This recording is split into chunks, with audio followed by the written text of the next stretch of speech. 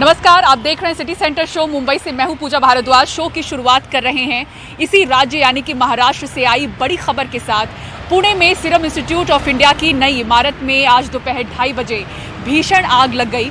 3 घंटे की लंबी मशक्कत के बाद आग पर काबू तो पा लिया गया, लेकिन इस नई इमारत के 5वें मंजिले से 5 शव बरामद हुए। ये पांचों जो लोग थे जिनकी जान गई इस आग में, वो कॉन्ट्रैक्ट पर काम करने वाले मजदूर थे। सीरम इंस्टीट्यूट के सीईओ अदार पूनावाला ने कहा है कि आग से कई फ्लोर तबाह हो गए हैं। हालांकि आग से कोरोना वायरस की वैक्सीन कोविशील्ड के उत्पादन पर कोई असर नहीं पड़ा है, क्योंकि कोविशील्ड का उत्पादन जिस इमारत में हो रहा है वो 3 किलोमीटर दूर है। पुणे में सीरम इंस्टीट्यूट का कैंपस 100 एकड़ में फैला हुआ है। पुणे के मेयर ने कहा है कि सीरम इंस्टीट्यूट की नई इमारत में वेल्डिंग का काम चल रहा था। इसी बीच सीरम इंस्टीट्यूट ऑफ इंडिया ने हर पीड़ित परिवार के लिए 25 लाख मुआवजे का ऐलान किया है। और सीरम इंस्टीट्यूट ऑफ इंडिया में लगी आग पर और ज्यादा जानकारी दे रहे मेरे सहयोगी सुनील सिंह। पुणे के सीरम इंस्टीट्यूट में एक बड़ा ही दुखद हादसा हुआ है। वहाँ की इमारत में, जो नई इमारत बताई जा रही है, उसमें दोपहर में अचानक से आग लग गई।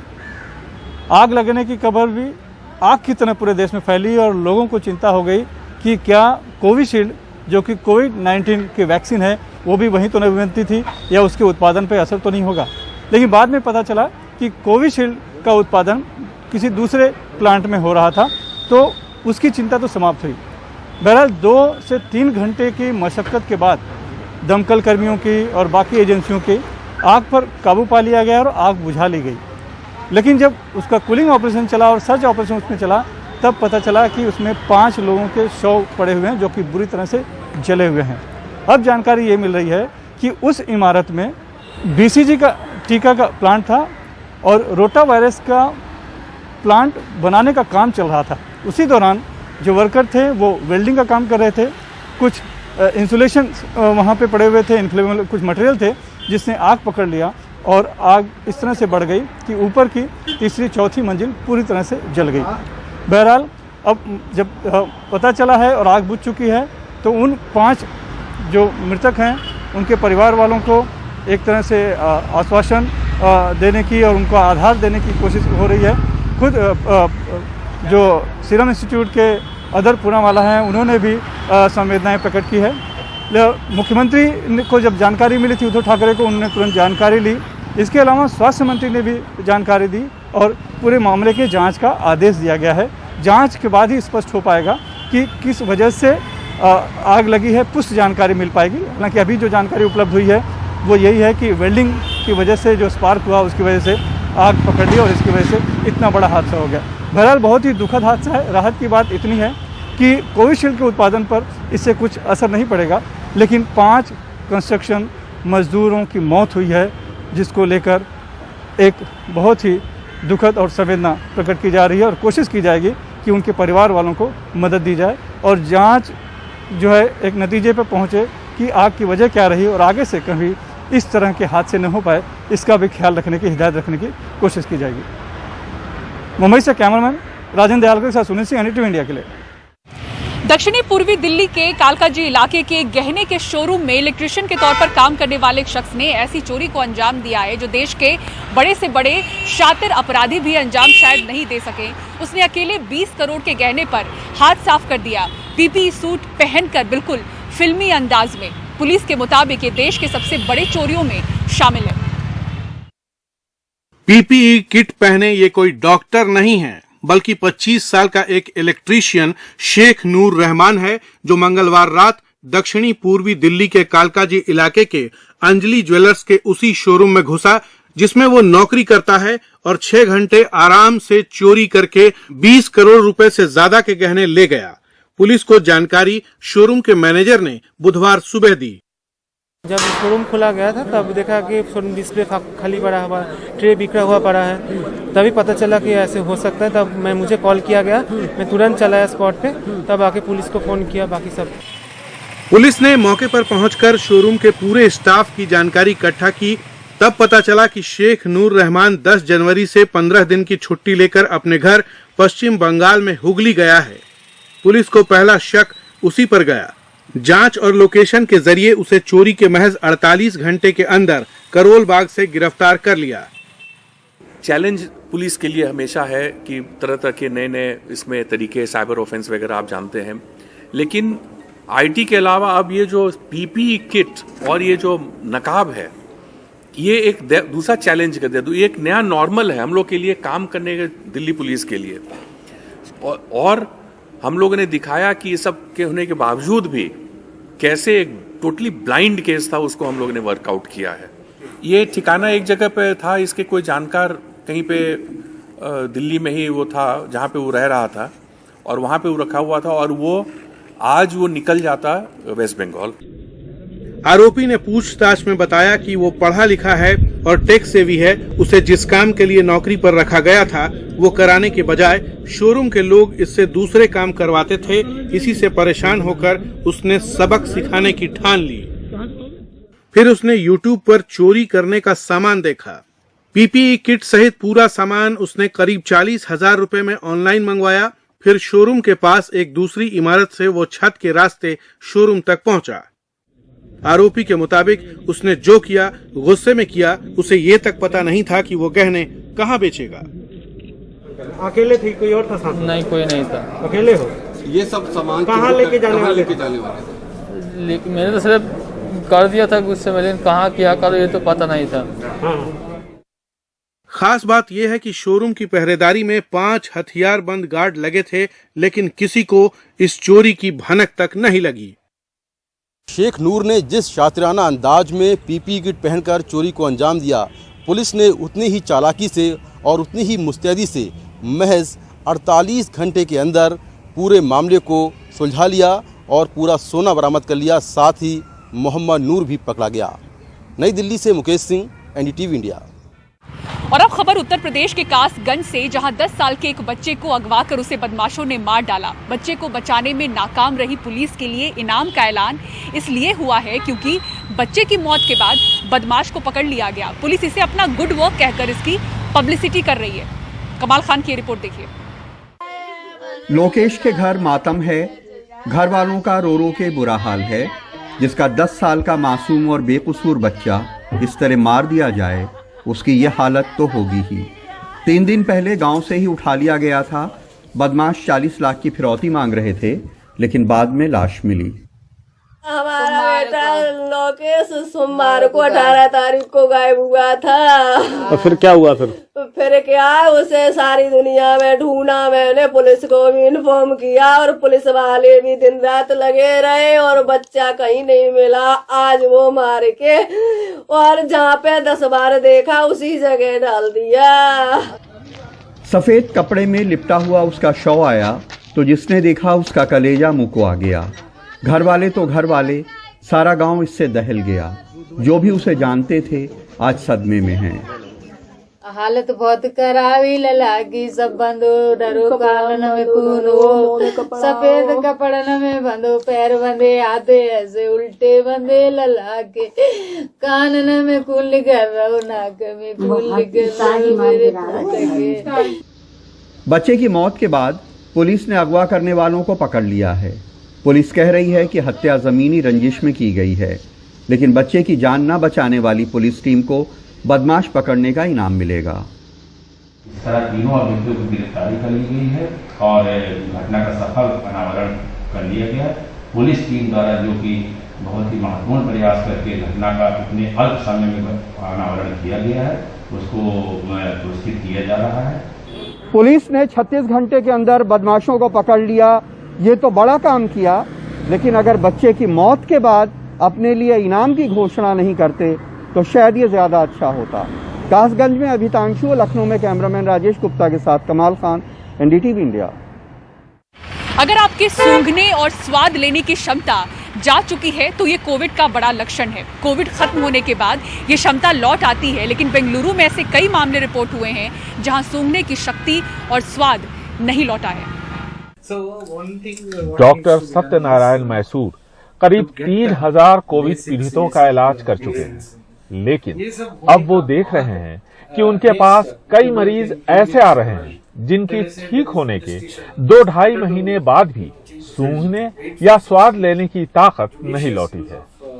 Out of our 3000 patients, हमने तकरीबन 3000 मरीजों का इलाज किया, जिनमें से 4% ऐसे थे जो ठीक होने के काफी दिनों बाद तक सूंघ या जायके का एहसास नहीं कर पा रहे थे। इनमें से कुछ ऐसे भी हैं जिनको ठीक हुए 2 महीने से ज्यादा का वक्त निकल चुका है, लेकिन अब तक पूरी तरह ठीक नहीं हो पाए हैं। so they have been referred to ENT.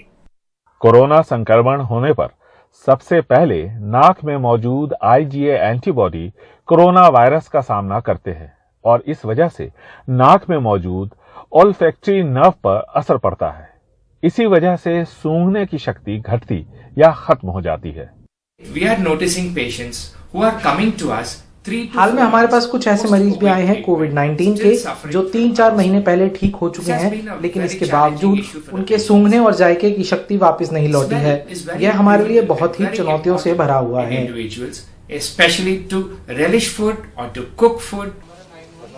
एनोसीमिया यानी सूंघने की शक्ति की कमी या इसका खत्म होना कोविड-19 के शुरुआती लक्षण के तौर पर सामने आया, लेकिन अमूमन कोविड ठीक होने के साथ ये बीमारी भी ठीक हो जाती है। हालांकि डॉक्टर्स का कहना है कि ये एक लाइलाज बीमारी नहीं है। उन मरीजों को ठीक होने में थोड़ा वक्त लगता है जो कोविड-19 के संक्रमण से पहले से ही एनोसीमिया या फिर फेफड़े और सांस की बीमारी से पीड़ित थे। बेंगलुरु से निहाल किदवई, एनडीटीवी इंडिया। कोवैक्सीन की डोज बर्बाद हो रही है, कोविशील्ड लगाने वाले भी घटे हैं, स्वास्थ्य कर्मी वेट एंड वॉच मोड में हैं। इसी बीच डॉक्टरों की सबसे बड़ी association Indian medical association Maharashtra ने कहा है कि सरकार को बड़े तौर पर वैक्सीन को लेकर प्रचार करना चाहिए कि ये सुरक्षित है और इसमें अभिनेताओं, अभिनेत्रियों और खिलाड़ियों को भी शामिल करना चाहिए। कोवैक्सीन की हर वायल में 20 डोज होती हैं। शीशी खुली तो महज 4 घंटे तक इस्तेमाल में लाई जा सकती है। मुंबई के इस इकलौते कोवैक्सीन सेंटर जेजे हॉस्पिटल में 3 दिनों में कुल 13 डोज बर्बाद हुई हैं। महाराष्ट्र के अलग अलग कोवैक्सीन सेंटर्स में कोवैक्सीन की 89 डोज बर्बाद होने की खबर है। कोविशील्ड वैक्सीन वाले सेंटर्स में भी टर्नआउट कम होता नजर आ रहा है। मुंबई के सबसे बड़े vaccine centre BKC jumbo Covid facility के डीन डॉक्टर राजेश डेरे बताते हैं कि ज्यादातर स्वास्थ्य कर्मी वेट एंड वॉच मोड में हैं। उतनी तादाद में हो नहीं पा रहा है। वॉर रूम से सबको मैसेज जाते हैं, हमारे यहाँ से भी मोटिवेशन हो रहा है, फिर भी 2 दिन में कंपैरेटिवली थोड़ा बीकेसी में कम हो चुका है। उसके लिए क्या है कि हर कोई अपने वेट एंड वॉच से ले रहा है। उनको लग रहा है कि आज नहीं मैं कल लूँगा, कल नहीं मैं परसों लूँगा। इस वजह से ये 2 दिन थोड़ा ड्रॉप हुआ है। और थर्डली अभी जो भी लोग सीनियर लोगों ने लिया है यहाँ वैक्सीनेशन, उनसे भी एक मोटिवेशन बोल के सबको बता रहे कि सच्चाई क्या है और जो भी डर है या भी गलतफहमियाँ हैं लोगों के दिल में, वो हम निकालने की कोशिश कर रहे हैं।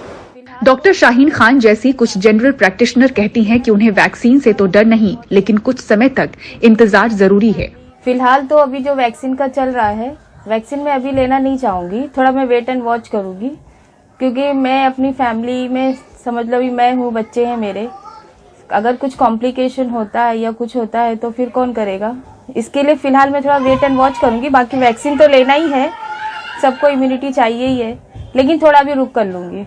इंडियन मेडिकल एसोसिएशन के महाराष्ट्र प्रवक्ता कहते हैं कि सरकार टीकाकरण का ठीक से प्रचार करे, नामी हस्तियों का सहारा ले। भारतवर्ष के पूरे जो भी अखबार है वो अखबारों में ऐसे इश्तेहार छप जाएंगे गवर्नमेंट की तरफ से कि ये वैक्सीन सेफ है, तो डेफिनेटली लोगों में इसके बारे में विश्वास बढ़ जाएगा। हर जगह के पॉलिटिकल लीडर्स, सोशल लीडर्स जिनके बारे में जनता को विश्वास है, ऐसे लोगों ने खुद वैक्सीनेशन लेना चाहिए। हर जगह में, हर राज्य में जो भी पॉपुलर एक्टर है उनका भी सहायता ली जा सकती है। लेकिन मेन बात है कि हमारे जो स्पोर्ट्समैन है, स्पेशली जो क्रिकेटर्स है, इनकी भी सहायता इसमें ली जाएगी, तो हो सकता है कि ये वैक्सीनेशन का ड्राइव है ये लोगों तक पहुंच जाएगा। केंद्र और राज्य सरकारों की तरफ से लोगों में विश्वास बढ़ाने की मुहिम चल रही है। स्वास्थ्य कर्मियों के बाद बारी आम लोगों की है, इसलिए भरोसा जल्द कायम हो, इसकी चुनौती बड़ी है। मुंबई से पूजा भारद्वाज की रिपोर्ट, एनडीटीवी इंडिया के लिए। सेंसेक्स के 50,000 पार होते ही शेयर बाजार ने नई ऐतिहासिक ऊंचाई को छू लिया है। खास बात यह है कि 10 महीनों में ही शेयर बाजार डबल हो चुका है। अगर मार्च की बात करें तो उस समय सेंसेक्स 26,000 के नीचे था।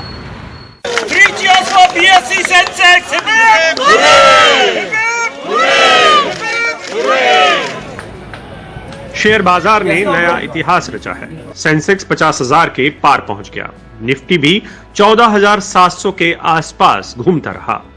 बाजार में ये नया उत्साह अमेरिका के नए राष्ट्रपति जो बाइडेन को लेकर भी है। बाइडेन के बारे में माना जा रहा है कि वो लड़खड़ाती अमेरिकी अर्थव्यवस्था को संभालेंगे। वॉल स्ट्रीट से लेकर तमाम दुनिया के बाजारों में आशा की किरण है, जो देश के शेयर बाजार में भी दिखी।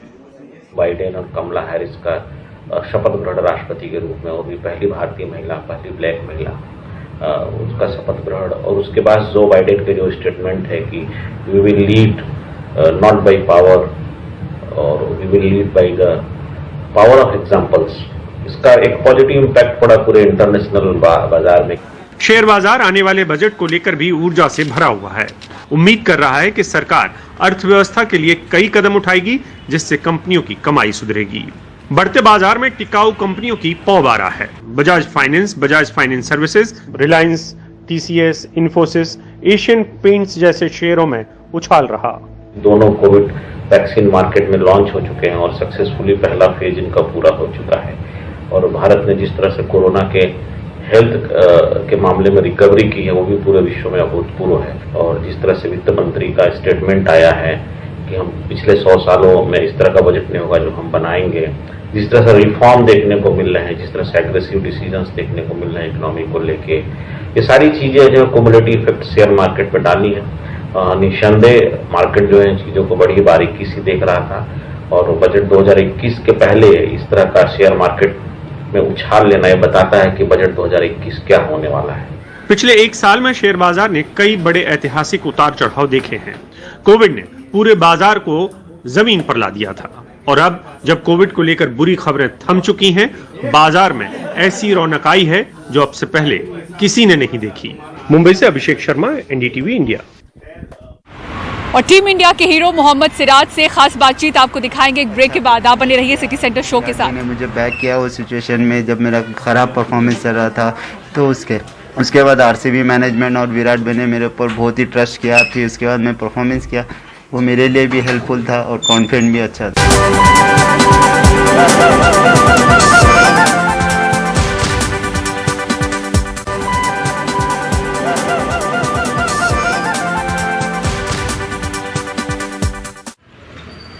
ऑस्ट्रेलिया में टीम इंडिया की ऐतिहासिक जीत हुई। लगातार दूसरी बार ऑस्ट्रेलिया में उसी के घर में उसको हराकर जो हमारे धुरंधर हैं भारत के, वो देश वापस लौट आए हैं। और टीम इंडिया की जीत में बड़ा योगदान करने वाले मोहम्मद सिराज से खास बातचीत की हमारी सहयोगी उमा सुधीर ने। यू केम बैक, आप घर वापस आए, सीधे आप अपने पापा के पास गए, मन में क्या चल रहा था? बस मैं जब भी मैं आऊँगा तो मैं फर्स्ट ऑफ ऑल मैं जाऊँगा डैड के पास ही, यही मेरा सोच थी। क्योंकि मैं उनके टाइम पे नहीं था यहाँ पर, तो जो भी मेरा भाई उनके टाइम पे जो भी मेरा भाई संभाला वो इतना इजी नहीं था। तो वही मेरा यही था कि मैं आके घर जाऊँ, डायरेक्ट ग्रेवयार्ड जाऊँ। और आप कह रहे थे कि हर विकेट जब आप ले रहे थे, न सिर्फ वो 5 विकेट हॉल, पापा को याद कर रहे थे। मेरा जितने भी मैं विकेट लिया, मैं हर विकेट के बाद डेडिकेट मैं डैड को कर रहा था। जो सेलिब्रेशन था वो मेरे डैड के लिए था। बातों बातों में आपने एक बात कही कि न सिर्फ मम्मी, आपके मंगेतर ने भी आपको बहुत सपोर्ट किया इमोशनली। हाँ, क्योंकि वो सिचुएशन में फियांसे मेरे लिए बहुत सपोर्टिव थी और मोटिवेट थी। क्योंकि मैं डिप्रेशन में जा रहा था, मॉम से मैं 5-10 मिनट बात करता, आफ्टर दैट फिर मैं डिप्रेशन में जाता था। फिर फियांसे ने मुझे बहुत हेल्पफुल किया, वो चीज़ पे बहुत स्ट्रॉन्ग बनाया। वो बहुत ही इम्पोर्टेंट रोल था वो। बिहारी आपके कैप्टन रह चुके हैं यहाँ पे। हैदराबादी के साथ हैदराबादी का रिलेशनशिप क्या बहुत एक सपोर्टिव था आपके लिए, बहुत सोर्स ऑफ स्ट्रेंथ थी? हाँ, मेरे लिए तो सपोर्टिव था कि क्योंकि मैं रणजी ट्रॉफी उनके हाथ से डेब्यू किया, उनके हाथ से कैप लिया था, तो मेरे लिए कॉन्फिडेंट भी था और सपोर्ट भी कर रहे थे। और फील्ड पे भी जब मैं बॉलिंग कर रहे थे तो मुझे प्लान बता रहे थे ऐसा कर सकते हैं बैट्समैन के साथ, तो मुझे अच्छा लग रहा था। और आईपीएल आपने आरसीबी के साथ किया, क्या उसका भी बहुत योगदान रहा जिस तरह का परफॉर्मेंस आपने ऑस्ट्रेलिया में दिया? हाँ, क्योंकि वो कॉन्फिडेंट ही मुझे आगे लेके गया, क्योंकि आरसीबी की तरफ मैं अच्छा परफॉर्मेंस किया। विराट भाई ने मुझे बैक किया उस सिचुएशन में जब मेरा ख़राब परफॉर्मेंस चल रहा था। तो उसके बाद आरसीबी मैनेजमेंट और विराट भाई ने मेरे ऊपर बहुत ही ट्रस्ट किया। फिर उसके बाद मैं परफॉर्मेंस किया, वो मेरे लिए भी हेल्पफुल था और कॉन्फिडेंट भी अच्छा था। वैसे भी आपके भाई ने कहा कि विराट कोहली आपके हीरो हैं। जी, ऑब्वियसली वो मेरे लिए हीरो है। ओके, वन लास्ट थिंग, वो जो आप रेशियल स्लर की बात जब हुई थी तो क्या किसी तरह से आपको वो उसने स्ट्रेंथन भी किया? हाँ, मेरे मतलब वो चीज़ अब्यूज़ करना, वो सब करना, मतलब वो उन लोग की सोच थी कि इसकी बॉलिंग पे कुछ अफेक्ट करे, बट मैं मेंटली इतना स्ट्रांग था कि डैड जाने का फिर वो स्ट्रांग बनना, ये चीज़ मुझे अफेक्ट बॉलिंग मैच में कुछ भी अफेक्ट नहीं हुआ। मैं जैसा था वैसी था। आज भारत का यूथ पावर दिख गया ऑस्ट्रेलिया में, जैसे देखा। अब फिर से सीनियर्स भी वापस आएंगे, लेकिन क्या स्ट्रगल रहेगी? नहीं, कि अभी सीनियर आने से और स्ट्रांग हो जाएंगी टीम हमारी, तो अच्छा है बहुत। Okay, finally one thing, how does it feel to be a big celebrity now that you come back? सबको मालूम है कि आप सब आपको पहचानते हैं आज। तो ये खुशी की बात है कि मैं अच्छा मतलब एक सेलिब्रिटी बन गया हूँ। तो मैं यही चाहता हूँ कि मैं डाउन टू अर्थ ही रहना चाहूँगा। बीएसएफ ने राजस्थान से सटी भारत पाकिस्तान सीमा पर ऑपरेशन सर्द हवा की शुरुआत कर दी है। 2 हफ्ते तक चलने वाले इस ऑपरेशन का मकसद है सीमाओं पर सुरक्षा कड़ी करना। जैसलमेर में बीएसएफ का ऑपरेशन सर्द हवा शुरू हो चुका है। ये ऑपरेशन 27 जनवरी तक चलेगा। सर्दी के मौसम में धुंध का फायदा उठाकर दुश्मन सीमा में न घुस सके, इसलिए ये ऑपरेशन चलाया जाता है। सर्द हवा ऑपरेशन में बीएसएफ के जवान अधिक मजबूती से निगरानी रखते हैं। ऊंट पर सवार होकर रेगिस्तानी इलाकों में ज्यादा चौकसी रखी जाती है। और मुंबई के वर्ली से सिटी सेंटर की पूरी टीम को दीजिए इजाजत। खबरों के लिए देखते रहें एनडीटीवी इंडिया। नमस्कार।